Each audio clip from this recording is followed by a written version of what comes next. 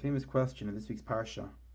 That last week in Parsha Truma we learned about the Kelim of the Mishkan, the actual Mishkan. And this week, Parsha Tetzaveh, we kind of move on. We speak about the Kohen, about the Bigdei Kahuna, about the Karbanos for the Kohen. But then at the end of the Parsha, the Torah sticks in about how to build the Mizbeach HaKtoros. So seemingly it's completely out of place, right? It should belong last week in Parsha Truma amongst all the other Kelim. So how did it make its way down here? So there's many answers to this, but there's one very interesting answer brought down, that one of the ideas of the Ktoros was that it included in one of the 11 Samamanim we have the Chalbana.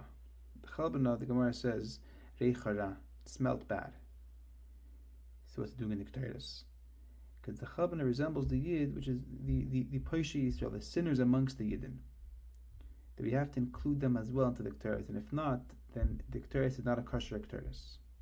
The Gemara goes on and says, called Tainis She'in Ima Mi Parsha Yisrael Eina Tainis. Any fast, if we don't include the Parsha Yisrael, it's not a fast. What's the example of a fast?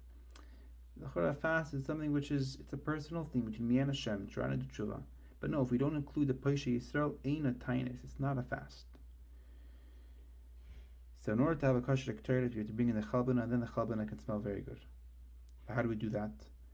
Yeah, seemingly this is Parsha Yisrael, it's these which don't want to have an interest. So how do we get them interested in Torah mitzvahs? So for that's the reason why the Ktoros is after we first introduce Aaron HaKohen to us. Aaron HaKohen resembles the idea of Kohen Isha Chesed, and Ava to every single Yid, Ava Yisrael. Like it says that the difference, Aaron Moshe was the idea of Shivina de Malka. He's the one which brings the Chassan towards the Kala. He brings the Shem to the Yidden. And Aaron is the opposite. Shivina Matronista, he brings the Kala towards the Chassan, brings the Yidden closer to Hashem. It's Oyev Esabrius, Umekarvan Torah.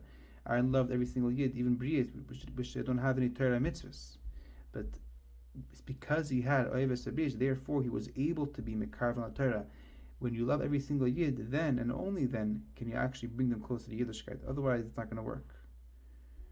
And that's also why the Mizbeach HaKtoros was in the Kodesh, because that's where the Kohen is. The other Mizbeach was outside. The other Yidden also had a connection to that. But the Mizbeach HaKtoros is only where, to bring in the Chalbana to be part of the Ktoros, we have to love that Yid. So this is an important message to us, whether you work in Shlichus, whether you work in Chinuch, whether you're a parent, or any Yid, which can have an effect on another Yid. The way to do it is first to care about him, then try to have an effect. The Rebbe says in the Sikha that if we try to have an effect on another Yid and it doesn't work, the problem isn't in them, it's in us. Because if we'd actually cared enough, we would have had an effect. If it would have been Dvar Me'etzim, it would have been Chnas Me'elev. And the Rebbe said that if it doesn't work, we should go work on ourselves. We should go say a Kapital Tehillim and then try again. Because when we have this obviously stuff from Aaron HaKohen, and we have to every single Yid, then we can have an effect on everyone. Shabbos.